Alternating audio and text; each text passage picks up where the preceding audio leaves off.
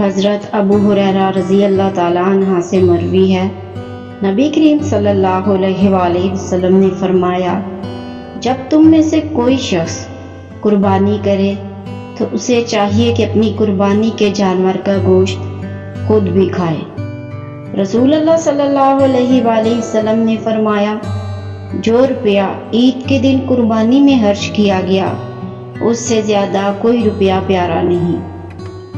افضل قربانی وہ ہے جو با اعتبار ہو، قیمت اعلیٰ ہو اور خوب فربا ہو۔ حضرت انس رضی اللہ تعالیٰ عنہ سے مروی ہے، انہوں نے دیکھا کہ نبی صلی اللہ علیہ وآلہ وسلم قربانی کا جانور اپنے ہاتھ سے ذبح کرتے تھے اور اس پر تکبیر پڑھتے تھے۔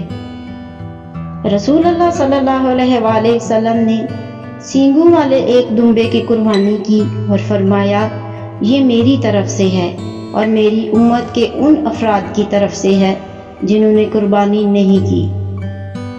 جس شخص میں قربانی کرنے کی وسعت ہو پھر بھی قربانی نہ کرے تو وہ ہماری عیدگاہ کے قریب نہ آئے۔ جانوروں کی خریداری اور حصہ داری کا مرحلہ، حلال رقم کا بندوبست کیا جائے، رضائے خداوندی کا حصول اور سنت ابراہیمی کی ادائیگی کا جذبہ دل میں رکھیں۔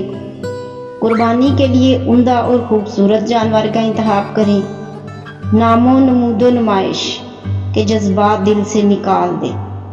اگر بڑے جانور میں حصہ لینے کا ارادہ ہو تو پہلے سے حصہ دار یا اجتماعی قربانی کا نظم منتخب کر لیں۔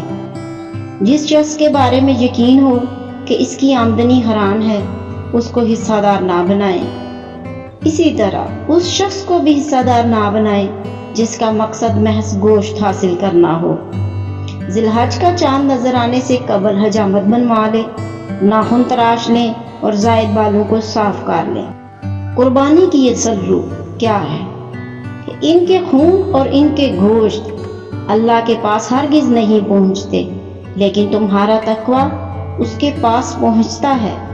اسی طرح اس نے ان مویشیوں کو تمہارے لیے مسخر کر دیا ہے تاکہ تم اللہ کی ہدایت کے مطابق اس کی بڑائی بیان کرو اور نیکی کرنے والوں کو بشارت دیجیے۔ قربانی ایک بہترین عبادت ہے جو مالدار پر واجب ہے، جبکہ انا ختم کر کے ٹوٹے رشتے جوڑنا امیر و غریب دونوں پر واجب ہے۔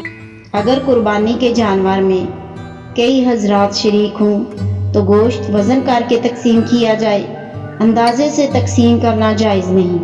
قربانی کے دن اگر محلے کے کسی گھر میں چولہے پر دال چڑھی ہو تو باہدا آپ کا جانور آپ کو سینگوں پر اٹھا کر پل صراط پار کروانے کے بجائے ٹکرے مار مار کر جہنم میں پھینک دے گا۔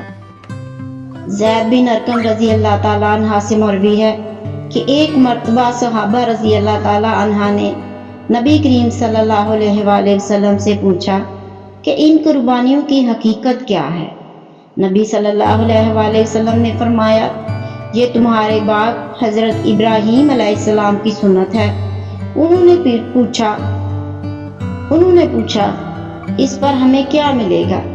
نبی کریم صلی اللہ علیہ وآلہ وسلم نے فرمایا، ہر بال کے بدلے ایک نیکی۔ انہوں نے پوچھا، یا رسول اللہ اون کا کیا حکم ہے؟ فرمایا، اون کے ہر بال کے عوض بھی ایک نیکی ملے گی۔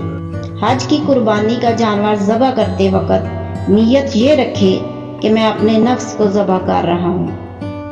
جانوروں کو ذبح کرنا سنت ابراہیمی ہے اور نفرتوں کو ذبح کرنا سنت نبوی صلی اللہ علیہ وآلہ وسلم ہے۔ قربانی ایک ایسی عبادت ہے جس میں قدم قدم پر ریاکاری، دکھاوا، بڑائی اور تکبر کے امکان موجود ہیں، لہٰذا نیتوں کو درست کیجیے تاکہ آپ کی قربانی ضائع ہونے سے بچ سکے۔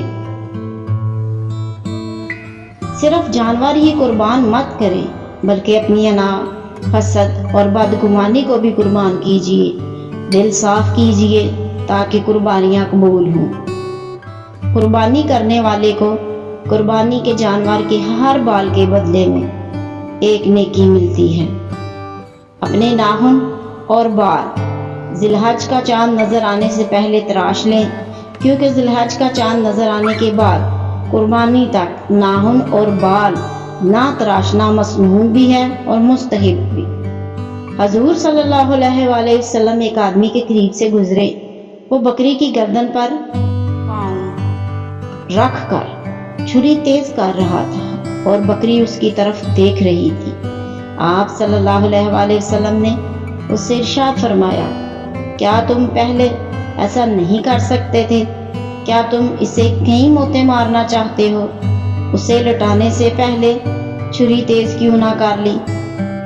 اپنی قربانی کے جانوروں کو موٹا تازہ کرو، کیونکہ یہ بروز قیامت تمہاری سواریاں ہوں گی۔